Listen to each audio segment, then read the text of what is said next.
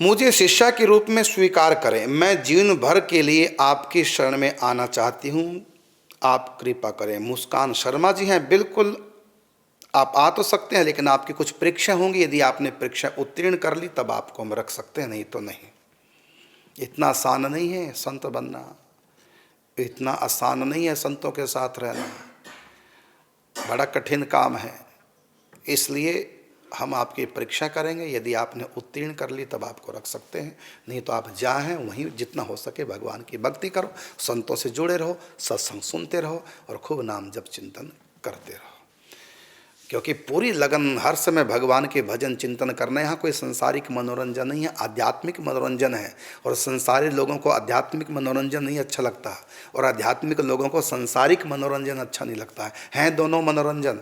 हमारा अलग ढंग का मनोरंजन है जो संसारी लोगों को पसंद नहीं, और संसारी लोगों को अलग मनोरंजन है जो हमको पसंद नहीं। यदि संसार की कामना है तो यहाँ पर ये मनोरंजन आपका सुख देने वाला नहीं, दुखदायी हो जाएगा। ये संत जीवन बड़ा कठिन है, संत जीवन संसारी लोगों के लिए। इसलिए हम देखेंगे आपकी, क्योंकि खाली मन शैतान का घर। यदि आप भक्ति भजन चिंतन नहीं करेंगे, 64 माला का जाप, फिर चिंतन भजन और फिर तपस्या, यदि आप सब ये नहीं करेंगे तो खाली रहेंगे आप, तो खाली मन शैतान का घर हो जाएगा। फिर आप राग द्वेष निंदा चुगली मान सम्मान नहीं जाने कहाँ कहाँ मुसीबतें। हमको महाराज जी ने पूछा नहीं, हमको फलां नहीं पूछे, यहाँ कोई नहीं पूछेगा, मैं भी नहीं पूछूंगा। यहाँ आ गए तो संत बन गए, मैं क्यों पूछूँ? आप इसलिए संत बनेंगे, कोई हमको पूछे, कोई नहीं पूछेगा। पड़े रहने कोने में, भजन करो तपस्या करो। क्योंकि यहाँ जो आते हैं ना, कहीं देखा मैंने, मैं भी मजबूत हो चुका हूँ, अच्छी तरह मैंने पढ़ लिया। 1-2 बार यहाँ लोग जो आए रहने के लिए, क्योंकि हम किसी के कमरे में जाते नहीं, यहाँ नियम है कोई किसी के कमरे में नहीं जाता। और ये नियम मैंने वहाँ भी रखा 108 कुटियों में। कोई भी संत किसी संत के पास बैठेगा नहीं, कोई किसी की कुटिया में नहीं जाएगा। भजन करो, नहीं तो विघ्न बाधा पड़ेगी। अब हम यहाँ कमरे में लोग रहने लगे, हम उनके पास गए नहीं, ना आश्रम वाला कोई गया, क्योंकि हम जाते नहीं किसी के कमरे में। हाँ, बीमार हो जाए तब अलग बात है, बीमारी के समय हम ट्रीटमेंट करने के लिए डॉक्टर लेके जाते हैं, नहीं तो हम नहीं जाते किसी के कमरे में, बिल्कुल नहीं जाते, हमारा नियम है। तो यहाँ कई माताएं परेशान होगी सोच कर, बताओ मेरे पास नहीं आते, मुझसे चिढ़ते हैं। क्या अर्थ लगाया हमारे तप त्याग का? अर्थ क्या लगाया? मुझसे बोलते नहीं, मुझसे चिढ़ने लग गए, मुझसे बोलते नहीं। अरे काम नहीं, अपने घर जाओ, वहीं बुलाओ जिससे बोलना। हम नहीं बोलेंगे, हम अपनों को छोड़ के यहाँ संत बन गए। अब तुम लोगों से मन लगाएंगे, तुम लोगों से गप्पे लगाएंगे, ये राग द्वेष का वातावरण बन जाता है। इसलिए नहीं, हमने 2-4 को लग कर देखा है कि नहीं, ये वहीं रहो तुम जहाँ तुम लोग हो। तो यहाँ तो वो रह सकते हैं जो सचमुच में संत हैं, जिनको संसारिक मनोरंजन नहीं चाहिए, जिनको भजन चिंतन करना है। अरे जो भजन चिंतन करने वाले हैं वो तो सोचते हैं कि मेरे कमरे में कोई दूसरा ना आए, मेरे भजन में विघ्न पड़ेगा। लेकिन यहाँ जो गृहस्थी आए वो कहते मेरे कमरे में बैठो और बुला के लो चाय पियो, बैठो मेरे पास, गप्पे मारो मुझसे। ये काम हमारे बस का नहीं। इसलिए सबको नहीं मैं कहूँगा संत बन जाओ, अपने घर में रहो, वहीं नाम जप चिंतन भजन करो। हाँ, बीच बीच में आते रहो, संतों से जुड़ते रहो, और यहाँ सेवा भी करते रहो, नाम जप करो, बार बार आते रहो, घर में बैठ के भजन करो। क्योंकि यहाँ तो संसार की कामना होगी तो यहाँ तो तुम बोर हो जाओगे, क्योंकि यहाँ संसार का कोई सुख नहीं है, और यहाँ हम ना बोलते किसी से। और फिर दूसरा, हमारे बीच में आने की कोशिश करते हैं। अरे हम संत हमारा अलग, ना तो तुम हमारे पास बैठो और ना हम तुम्हारे पास बैठेंगे। ये है हमारा जीवन। हमारे बीच में मत घुलो मिलो, और ना हम तुमसे घुले मिलेंगे। आए हो तो बैठ के एकांत में कोने में बैठ के भजन चिंतन करो। हाँ, जब सत्संग हो तब आ जाओ, बैठ के सत्संग सुनो। और ऐसे नहीं हमारे पास कोई आएगा। और मैं कहना चाहूँगा यात्रियों को भी मैं कहता हूँ, अपने कमरे में रहो और अपनी यात्रा का जिस लिया अपना काम करो, फिर वापस जाओ। ये नहीं कि जहाँ पर हम बैठे वहीं पर आप आओ, नहीं तो आप आओगे तो मैं उठ के ऊपर चला जाऊँगा। महाराज जी से बातें करो, नहीं, बातें करने के लिए मैं नहीं हूँ।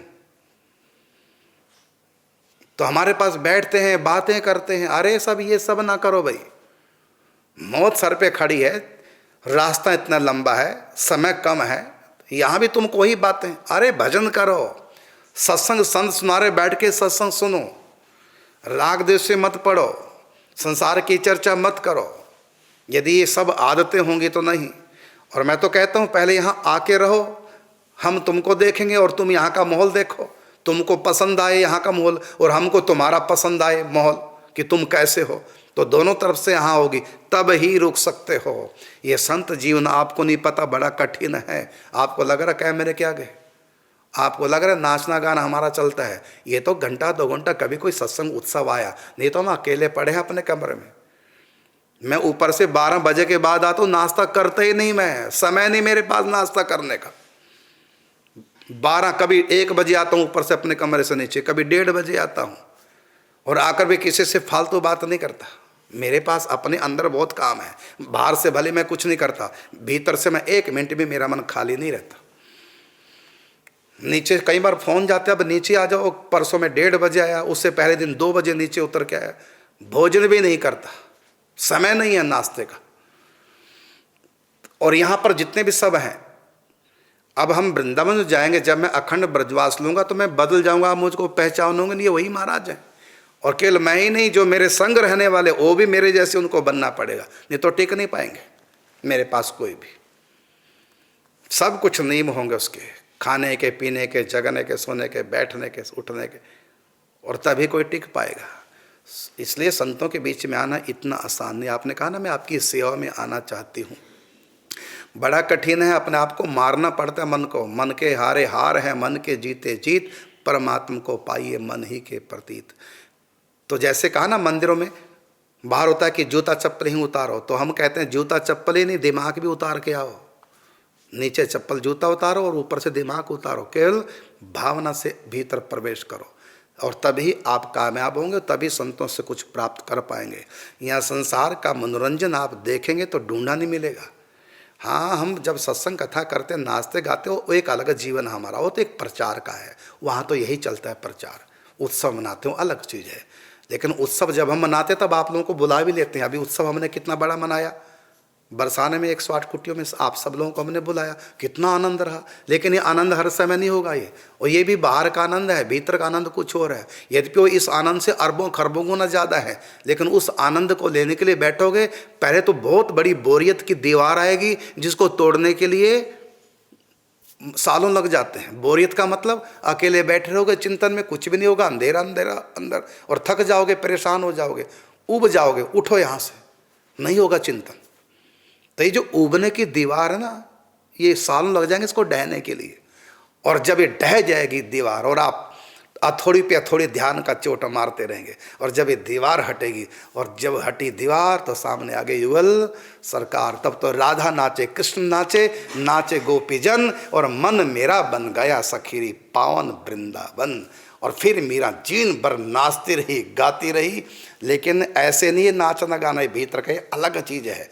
तो बाहर से उत्सव मनाओ, ठीक है, बहुत अच्छा है, मनाना ही चाहिए, इससे भक्ति प्रबल होती है, भावना बढ़ती है। अभी हमने 7 दिन का प्राण प्रतिष्ठा समारोह बड़े धूमधाम के साथ मनाया, लेकिन ये भी उत्सव का जो सुख है, इससे लाखों करोड़ों गुना अधिक सुख है जब बंद कमरे में अंदर की कुंडी लगा करके, और जब हम चिंतन में बैठेंगे।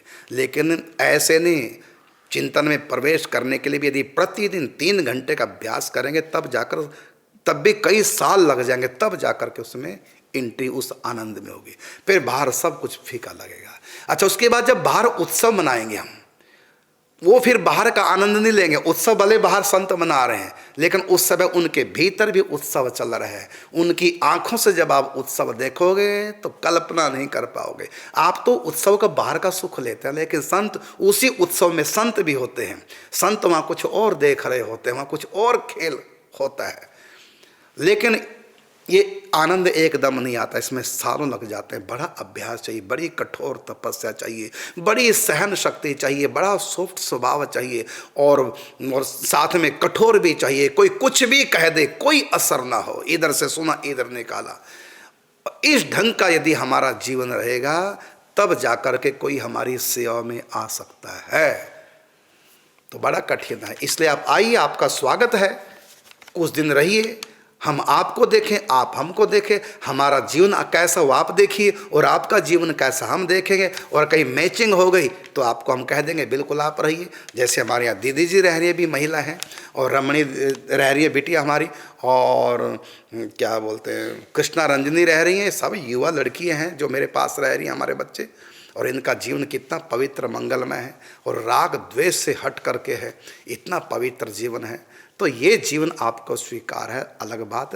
और साथ में हमको भी पता चलना चाहिए कि आप इसी ढंग के हैं, नहीं तो यहाँ राग द्वेष का वातावरण बना करके आप अपना भी सत्यानाश करेंगे और एक मछली सारे तालाब को गंदा कर देती है, तो हमारे ऊपर भी उसके छींटे आ सकते हैं। इसलिए हम हर स्त्री हो चाहे पुरुष है, स्वागत सबका है, लेकिन फिर भी कुछ दिन हम रखेंगे, देखेंगे आप हमारे योग्य हैं कि नहीं, या हम आपके योग्य हैं कि नहीं। हो सकता है आपके इतने ऊंचे संस्कार ना हो जैसा यहाँ से मिलेंगे आपको। तो ये बात है, तो आपका स्वागत, आप आ सकते हैं।